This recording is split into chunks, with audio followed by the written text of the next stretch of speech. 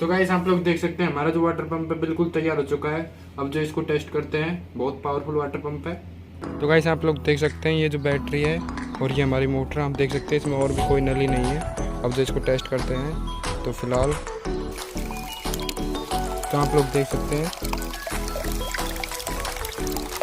बहुत अच्छे से जो हमारी मोटर काम कर रही है वाटर पंप।